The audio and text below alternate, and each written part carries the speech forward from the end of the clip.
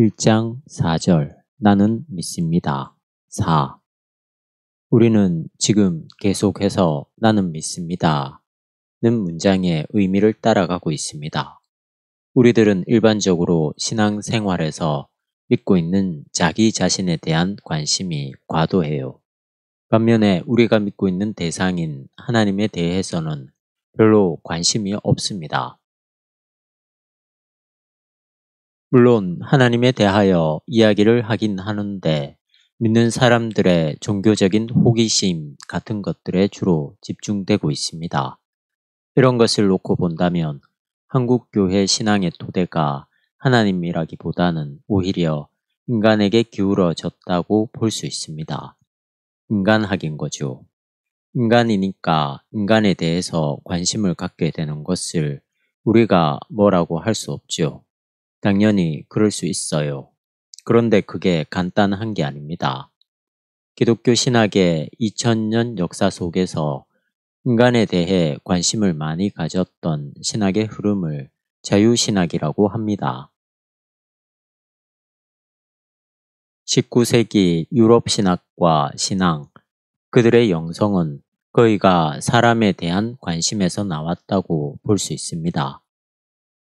해방신학이나 민중신학도 사람에 대한 관심에서 나온 신학 운동이라고 할 수 있죠.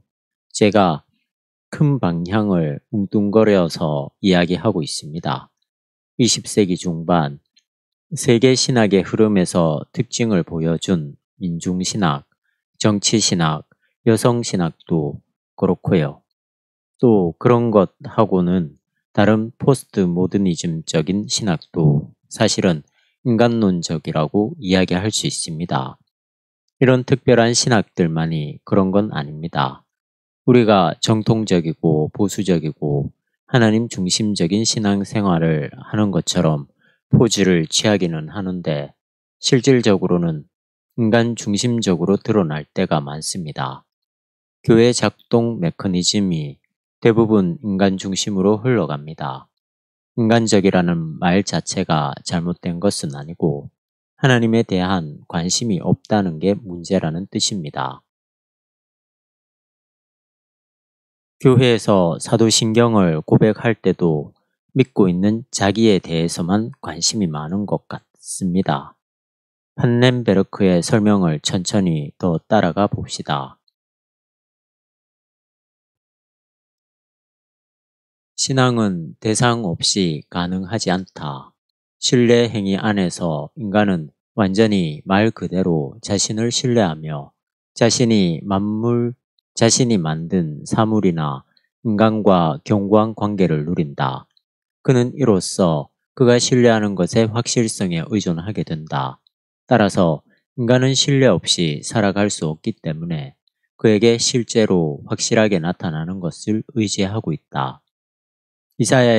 이사야의 경우에 이것은 이스라엘의 하나님이었고 3번씩이나 나는 믿습니다 라고 로마식의 세례 고백을 표명한 초대 기독교인들의 경우에는 예수 그리스도를 통해서 자신의 아들을 땅에 보낸 그리고 영을 통해서 그를 믿는 자들에게 현재하는 하나님이었다.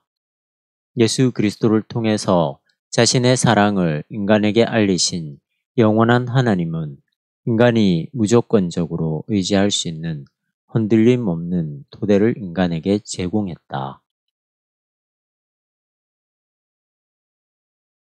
위 설명은 제가 앞서 이야기한 것과도 연관되는 거죠.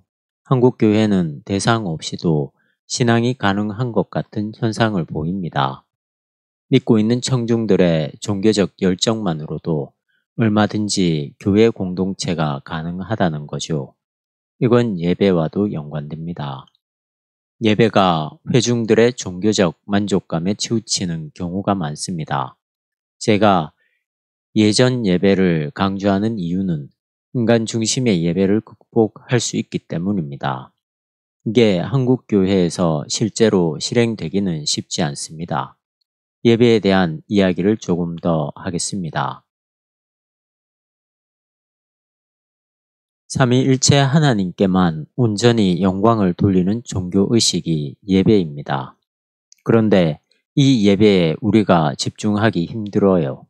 대개 삼위일체 하나님에 대해 관심이 없다기보다도 관심을 가지려 해도 이게 와닿지 않으니 관심을 가질 수가 없는 거예요. 무슨 말인지 아시겠죠? 하나님은 딱 그렇게 결정된 어떤 분으로 묘사될 수 없습니다. 마치 법당에 불상이 있는 것처럼 말이죠.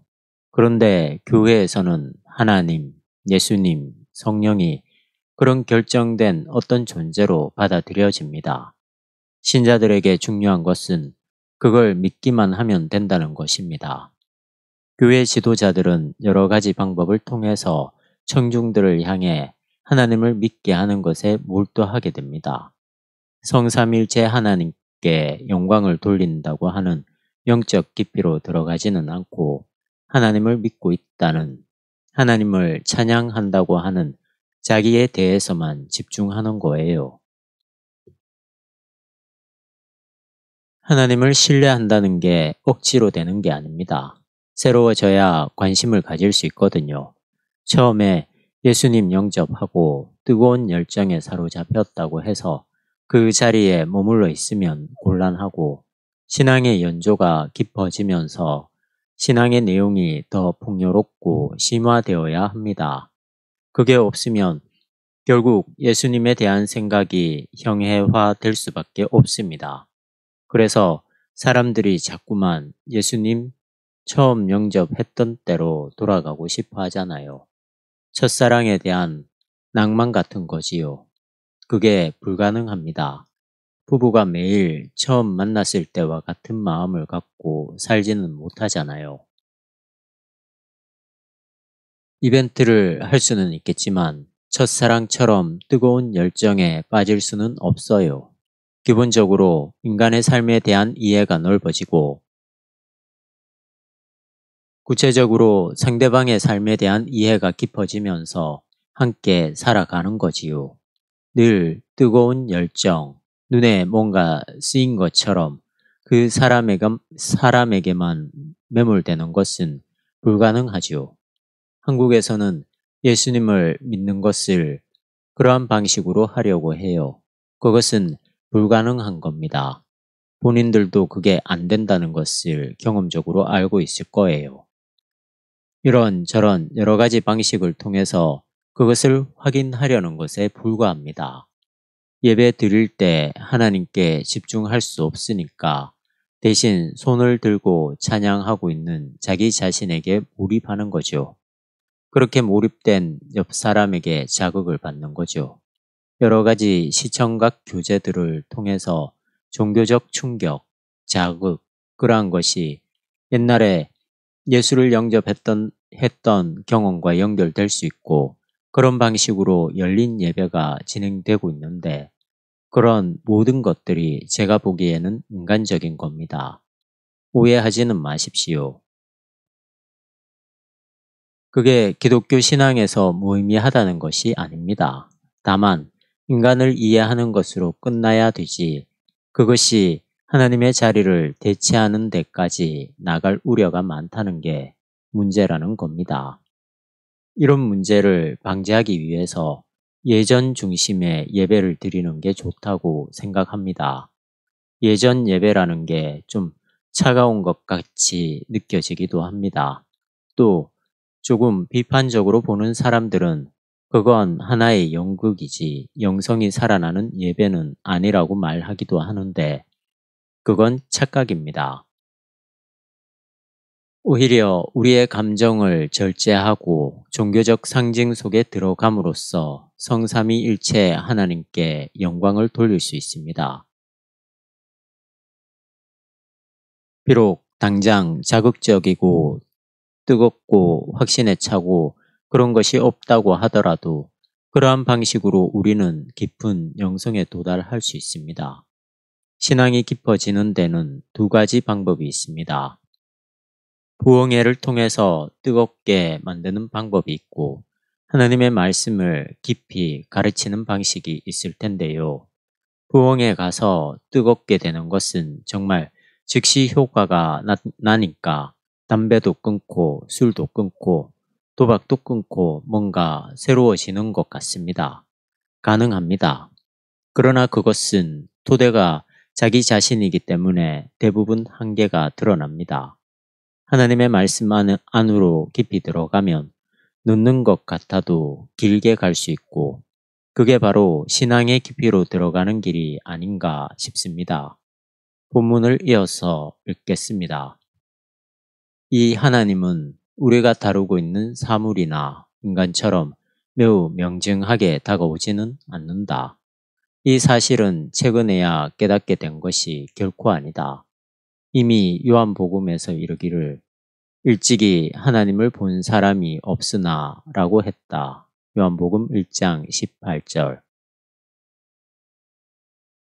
요한복음서 기자는 이 문장을 통해서 만약에 죽어야 할 인간이 하나님의 존엄 앞에 마주서게 된다면 죽게 될 것이라고 하는 구약 성서 증언의 근본에 도달해 보고자 한 것이다. 하나님이 명징하게 실증적으로 다가오지 않기 때문에 사람들은 자꾸만 실증적인 것을 찾으려고 해요. 그래서 인간 중심적인 방식으로 나갈 수밖에 없는데 그건 바람직한 게 아닙니다. 이런 어려움에 빠지는 이유는 하나님을 명정한 방식으로 경험할 수 없다는 데에 있습니다. 하나님을 본 사람은 없습니다. 지금 살아 이 땅에 있는 한 우리는 하나님을 보지 못합니다. 구약 성서 출애굽기 33장 20절에 보면 모세의 이야기가 나옵니다. 모세가 시내산에 올라갔다가 십계명과 율법을 받는 동안 백성들이 금송아지를 만든 것 때문에 내려와서 돌판도 깨지고 야단법석 나지 않았습니까? 그리고 새로운 출발을 하게 되는데 모세가 하나님께 기도를 해요. 하나님의 영광을 보여달라고 말입니다. 영광은 곧 하나님을 가리킵니다. 모세가 자기 민족을 이끌고 가기에 힘이 붙였던 것 같습니다. 하나님께 자꾸만 모습을 보여달라고 합니다. 20절에 하나님이 이렇게 말씀하십니다. 내가 내 얼굴을 보지 못하리니 나를 보고 살 자가 없음이니라. 사사기 6장 22절, 13장 22절에도 비슷한 이야기가 나옵니다. 사사기 6장 22절은 기드온 전승에 나오는 이야기인데 출애굽기 모세 전승과 비슷한 이야기입니다. 13장 22절은 삼손 전승인데 삼손의 아버지와 어머니가 삼손을 낳게 된다는 천사의 고지를 받고 벌어지는 이야기들입니다. 하나님을 보았으니 우리가 죽겠구나 합니다. 요한복음은 하나님을 본 자가 없다고 말합니다. 그렇습니다. 우리는 하나님을 직접 볼 수가 없습니다. 하나님은 우리와 전혀 차원을 달리하기 때문입니다. 그것을 어떻게 설명해야 될까요? 제가 판넨베르크를 공부했으니까 그 사람이 설명하는 방식으로 말씀을 드릴게요. 하나님이 역사 전체로 자신을 계시하시는 분이라고 하는 겁니다. 창조와 종말까지 전체의 하나님, 쉽게 말하자면 전체이지요. 그런데 인간은 전체로 사는 것이 아니라 순간에만 살잖아요. 70년, 80년에 불과합니다. 지구의 나이는 45억 년이고 앞으로 그런 정도의 기간이 지나가면 지구도 없어집니다. 우리의 70, 80년은 지구 역사나 우주 역사에 비해서 한순간보다 더 짧은 시간인 거예요. 이 시간 전체를 우리가 도저히 직면할 수가 없는 거죠. 시간적으로 볼 때도 그렇고 우리는 이 세상에 들어와 버렸기 때문에 밖의 차원을 볼 수가 없는 겁니다. 하나님은 그 전체에 관계된 분이잖아요. 창조론에서도 보면 무로부터 창조를 말하는데요. 하나님은 무와 창조 세계 전체를 아우르는 분이라는 것입니다. 그러니까 여러분, 하나님을 늘 사물이 존재하는 것처럼, 나무나 강이 있는 것처럼 하나님을 생각하면 하나님 표상에 접근할 수 없어요. 우주 전체로 자기를 나타내시는 그 하나님을 시간과 공간에 철저하게 지배받는 우리가 마주할 수 없는 거죠. 반면에 인간이 볼 수 있는 것이란 오직 신뢰의 근거와 토대일 뿐이다. 우리가 사물이나 인간을 의지하는 곳에서 신뢰는 아직 유출되지 않는 그 무엇을 지향한다.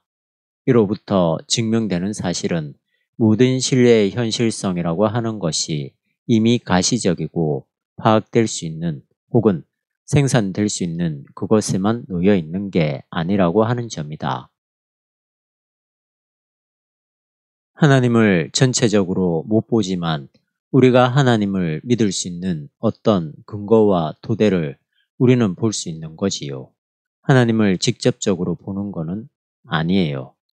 그리고 현실성이라는 개념이 정말 중요합니다. 현실성은 정말 참된 것, 진리, 정말 있어야 되는 그것, 그렇게 생각하면 되겠습니다. 모든 신뢰의 현실성이라고 하는 것은 하나님인 거죠. 그런데 아직 미래에 있는 것이 오지 않았잖아요. 우리가 사건이나 사물을 확인하고 파악할 수 있는 것은 과거나 현재의 것이란 말입니다. 나타났다 없어지고 나타났다 없어지곤 했습니다. 인간의 조상인 유인원들도 인간과 비슷한 많은 종류들이 세상에 살다가 없어지곤 했습니다. 네안데르탈인, 북경인 등으로 불리는 여러 유인원들이 있잖아요. 바로 지금 여기 지구에 살고 있는 인간의 조상이 누구일까요?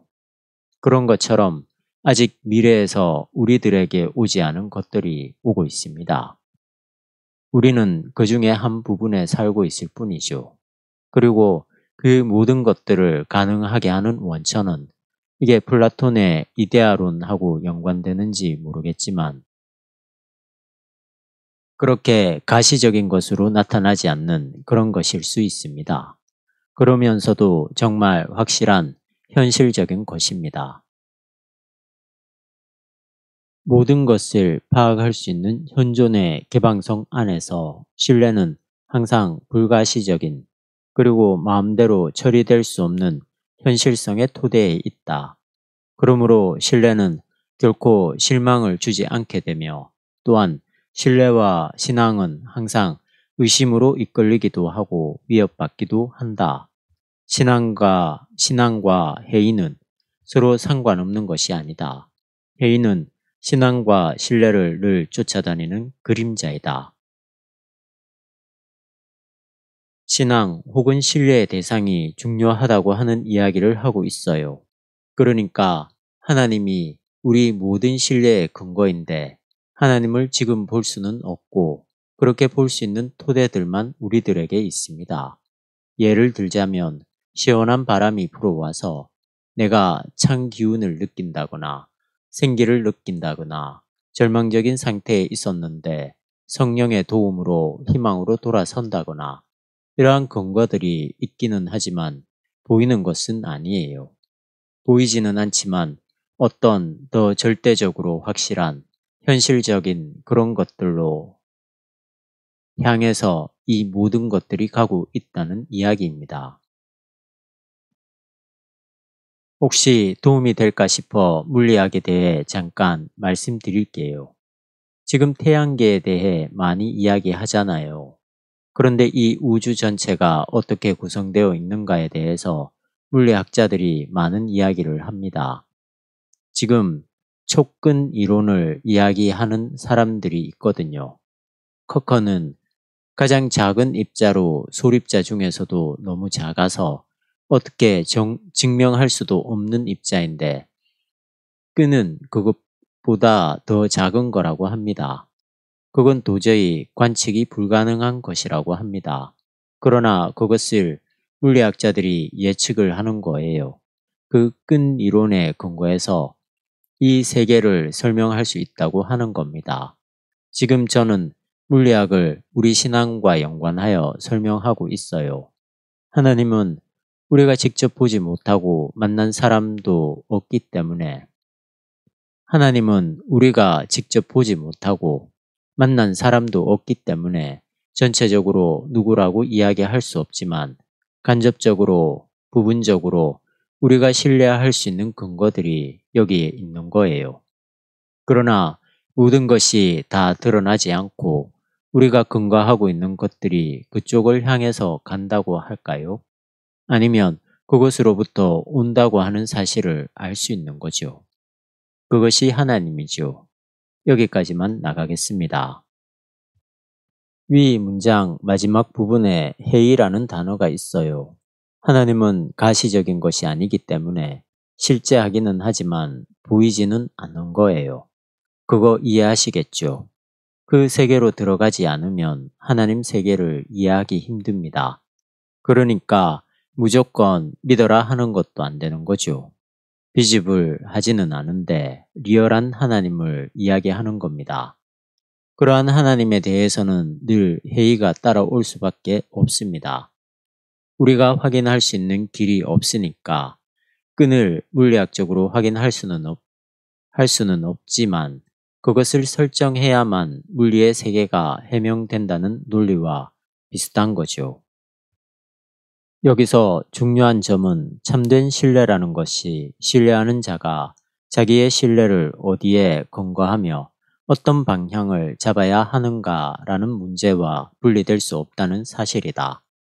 현대신학에서는 인간의 신뢰 행위가 단순히 참되다고 여기는 것과 자주 대립되었다. 신앙은 실제로 신앙의 핵심을 신뢰 안에 둔다는 말은 옳다. 반면에 이것도 옳고 저것도 옳다고 여기는 것은 신앙이 아니다. 단순히 이론적으로 따지고 들어서 이해하는 것을 신앙이라고 할 수는 없다. 그렇다고 논란의 소지가 없지 않은, 즉 동정녀 탄생과 예수의 부활이나 승천과 같이 다른 이들이 믿기 어려운 성서의 보도들을 받아들이는 것을 신앙이라고 할 수는 없다. 신학의 역사에서 기독교의 진리 자체와 인간의 믿음이 상관없는 것처럼 주장하는 흐름이 있었습니다. 예수님의 부활이 역사적으로 확실하든 않든 상관없이 사람들의 실존적인 믿음만 있으면 된다는 것이지요. 불트만의 신학이 그런 특징을 지닙니다. 신앙하는 사람에 대한 강조는 옳은 거죠. 그냥 신앙이 논쟁으로 싸우고 논리적으로 맞는 논리 실증주의는 아니기 때문에 철저하게 자기의 삶의 전체를 던지는 삶의 태도라고 하는 점에서 이들의 말씀 실증주의 신앙, 이런 점들은 기본적으로 옳다고 봅니다. 교리적인 것을 무조건적으로 받아들이는 것, 그런 것을 신앙이라고 하는 것은 힘들지 않느냐는 거죠. 여기서 판넨베르크가 이 교리들을 부정하는 것은 아닙니다. 우리는 교리적으로 무조건적으로 받아들이는 것만을 신앙이라고 생각하는데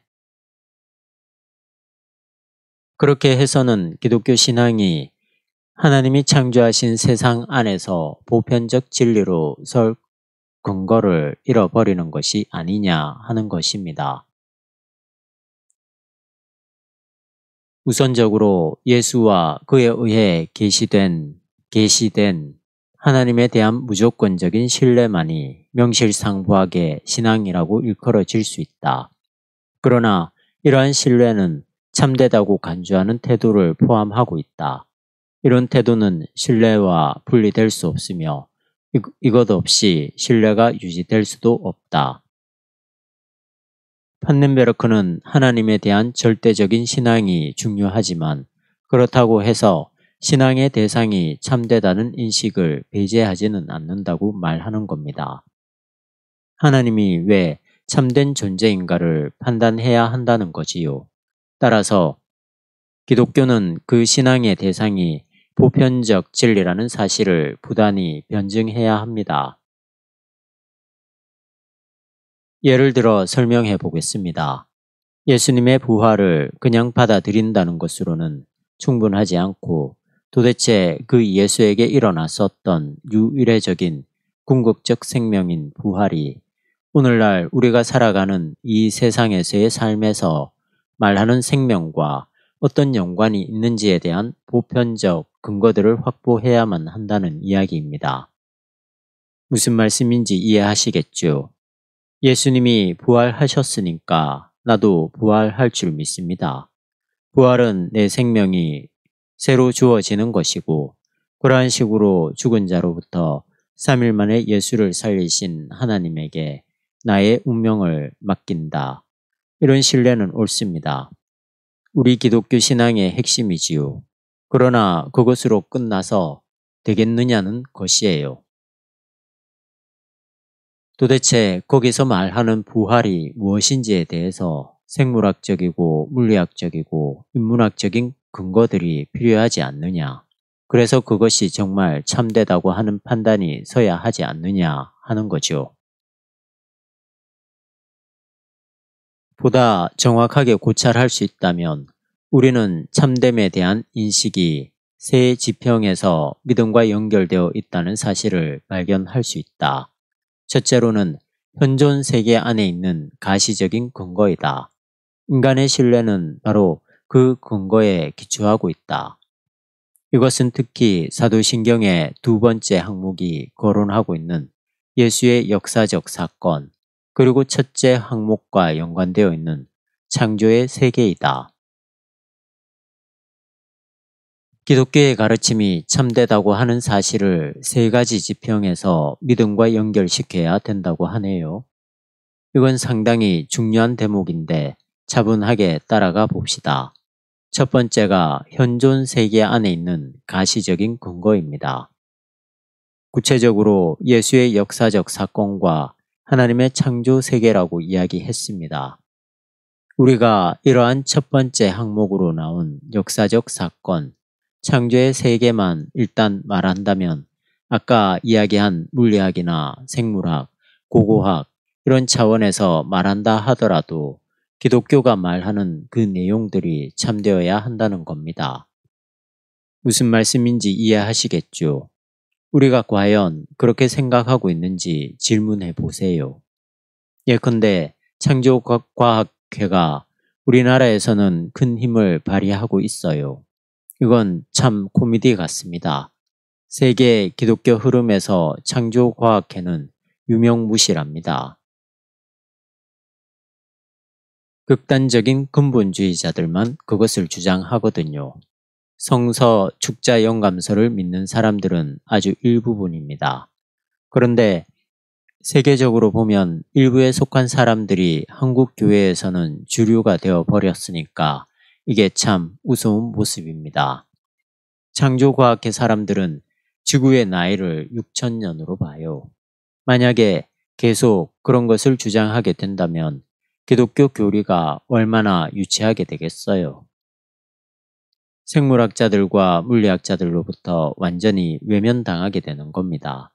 판넨베르크가 이야기하는 우리의 믿음이 참되다고 하는 사실을 창조의 세계에 근거해서 말해야 한다는 이 요구에 반대되는 행동이라고 할 수 있습니다. 둘째 신뢰는 이러한 근거에서 신뢰가 실제로 관계되어 있는 불가시적 현실성을 기대한다. 그것을 추구해야 된다. 이 불가시적 현실성은 각각의 근거에서 인식된다. 사도신경에서 이 문제는 바로 하나님의 현실성이며 신적인 존엄의 정당성을 위해서 고양된 하나님 아들의 현실성이고 교회의 삶에서 볼 수 있는 바와 같이 비밀이 충만한 심층적 차원으로 역사하는 성령의 현실성이다. 두 번째 지평은 불가시적 현실성입니다. 이 불가시적 현실성, 즉 보이지 않지만 확실한 어떤 것들이 사도신경에서는 세 가지 항목으로 나옵니다. 첫째, 하나님의 현실성은 보이지 않죠. 보이지 않는 것은 불확실하다는 것이 아니라 본다는 차원을 넘어선다는 것입니다. 둘째, 하나님 아들의 현실성을 봐야 합니다. 그것은 역사적 예수의 사건입니다. 여기서 삼위일체론적으로 이야기하고 있는데 불가시적 현실성이라는 점에서 하나님은 당연히 불가시적 현실성에 해당되는 것이고 역사적 예수 그리스도의 불가시적 현실성은 고양된 예수 그리스도를 이야기합니다. 하나님 우편에 앉아 계신 그분 말이죠. 고양된, 이미 은폐된 생명의 세계로 옮겨간, 종말론적인 생명의 세계에 들어간 종말에 완성될 구체화된 하나님 나라에 가신 하나님 아들 예수의 현실성입니다. 셋째, 성령의 현실성입니다. 비밀이 충만한, 비밀이 가득한 심층적 차원에서 역사하는 생명의 현실성이라는 것이죠. 성만찬과 우리가 삼위일체 하나님께 예배 드리는 것들이 바로 그러한 것이죠. 겉으로 보면 별것 아닌 것 같지만 거기에 우리가 모르는 심층의 차원에서 성령이 활동하신다고 보면 됩니다. 그냥 듣기 좋으라고 그렇게 말하는 것이 아니냐고 여러분들이 생각한다면 성령의 현실성을 잘 모르는 겁니다. 지금 우리는 그러한 차원으로 들어가지 않고 이 성령을 가시적으로만 생각하려는 거죠. 방언을 한다거나 가슴이 뜨거워진다거나 심지어는 그러한 와중에 돈을 많이 버는 것을 성령의 역사라고 생각하는 태도 등은 생명이 충만한 심층적인 차원이 아니에요. 그건 그냥 자본주의, 물질주의 같은 이 세상의 이데올로기가 추구하는 것들입니다. 그건 즉각적으로 효과를 내야 되거든요. 그게 없으면 그들은 견디지 못합니다. 우리 기독교는 그러한 방식이 아니라 비밀 충만한 심층적 차원에서 영이 활동한다는 것을 뚜렷하게 인식하고 살아야 한다는 거죠. 그게 안 보이니까 우리는 허둥대기도 하고 눈에 보이는 효과를 따라가기도 하고 천박한 실용주의에 빠져들기도 합니다. 그러나 여러분, 여기서 착각하지는 마십시오. 기독교 신앙이 그냥 뜬구름 잡는 식이라는 건 절대 아닙니다. 추상적이고 관념적인 차원이 아니라 아주 현실적인 겁니다. 현실적인데 그것을 불가시적인 현실로 이해하는 거예요. 불가시적 현실로 이해하는 거예요. 아까 제가 끈 이론을 이야기했죠. 물리학에서도 그러한 방식이 아니면 이 물리의 세계를 해명할 수 없어서 그렇게 나가고 있는데 이 세계를 창조하신 하나님을 믿고 있는 우리들이 즉 교약과 같은 신앙의 요술방망이를 요구한다면 우리는 비밀 충만한 심층적 차원에서 활동하는 성령을 이해하지 못하는 겁니다. 아주 확실하지만 그러나 전혀 다른 방법으로 우리의 생명을 이끌어 가시는 힘, 그 능력에 우리가 사로잡혀야 되는 거예요. 셋째로, 신뢰는 의지할 만한 것에 대한 확신을 기대하는 것과 관련된다. 사도신경에서 이것은 죄의 용서, 죽은 자의 부활, 그리고 영생에 해당된다. 이러한 세 가지 차원에서 우리 신앙이 말하는 내용은 이런 것들이 정말 참되고 믿을만하다고 인정받을 수 있어야 한다는 것이죠. 이 세 가지 특징을 아시겠죠? 다시 정리하자면 이렇습니다. 첫 번째 지평은 과거라고 할 수 있어요. 말하자면 예수의 역사적 사건으로 이미 일어났어요. 이미 이렇게 직면해 있어요. 두 번째는 불가시적 현실성이에요. 실존적인 차원에서 현재적이라고 할 수 있습니다. 보이지는 않지만 확실하게 활동하는 삼위일체 하나님의 능력입니다. 현재 그렇게 할 수 있는 거죠. 아까 성령을 이야기할 때 말씀드린 비밀이 가득한 심층적 차원에서 영이 활동하는, 현재적으로 활동하는 그러한 차원이라고 할 수 있어요. 세 번째는 미래와 연결돼요. 그것을 희망하고 기대하는 것입니다. 아직까지 우리에게 확실히 오지 않았어요. 우리가 올 거라고 하는 것만이 아닌 거기에 와야 되는 것도 분명히 포함되고 있는 겁니다. 그런 점에서 이것도 현재적인 모습이라고 할 수 있군요. 그러나 미래적인 것의 현재적인 입장이에요. 우리가 우리의 신앙이 믿을만하다고 신뢰할 만하다고 기대되는 것, 그렇게 우리가 희망하는 것, 그렇게 기다릴 수 있는 것, 그것인데요.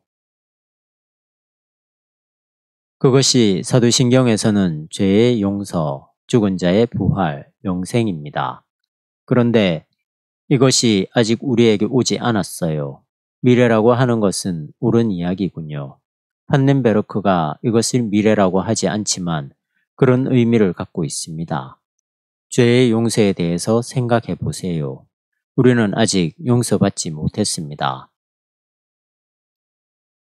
용서받았지만 그게 완성되지는 못했습니다. 완전히 우리가 죄의 용서를 받았다면 구원받아야 되는 것이고 죄의 경향성으로부터 완전히 벗어나야 되는데 여전히 우리는 그것을 안고 살거든요. 우리는 임시적으로 계속 죄의 열매를 맺지만 그러나 우리의 믿음을 보시고 임시로 죄 없다고 인정하는 것 뿐이거든요. 여러분이 완전히 의인이 되었다고 생각하지 마십시오. 여전히 우리는 죄인이고 그 죄를 같이 안고 있는 거죠. 두 가지 이율배반적인 실존을 우리가 안고 있는 거예요. 죄의 용서는 아직 이루어진 것은 아니고 우리의 기대입니다. 죄가 완전히 용서받은 그 상태는 어떤 걸까요? 얼마나 환희에 찬 것일까요? 생각해 보십시오. 죄의 경향성이 전혀 없는 상태를 여러분이 상상할 수 있어요? 그때를 우리가 기다리잖아요. 죽은 자의 부활. 그건 더더구나 미래, 즉 희망이자 생명입니다. 영생도 마찬가지죠. 독일어 이히 글라우베는 라틴어 크레도인데 우리말로 나는 믿습니다는 뜻입니다. 이 문장이 도대체 무엇을 이야기하는가에 대해 계속해서 판넨베르크가 설명하고 있습니다. 기독교 신앙이 그냥 전적으로 내가 신뢰한다고 하는 무조건적인 신뢰라고 하는 것은 옳은 거예요. 이모 저모 따져서 요령 피우고 이것도 좋고 저것도 좋고 불교도 좋고 기독교도 좋지만 이것을 선택한다 하는 그런 차원은 아닙니다. 전적으로 예수 그리스도가 메시아라고 하는 것을 전제하지 않으면 기독교는 성립되지 않으니까요. 종교다원주의라고 하는 것은 이론적으로는 가능하지만 실질적으로는 불가능한 이론입니다. 신앙이라고 할 때는 절대적이거든요. 이건 옳은 거지만 그러나 그 신앙이라고 하는 것이 정말 우리가 참되다고 인정하는 것을 배제하는 건 아니라는 거죠. 그 두 가지가 구별되는 것을 이해하시겠어요? 참되다고 인정하는 것은 보편적 해석학이죠. 기독교의 보편성을 유지하는 거지요.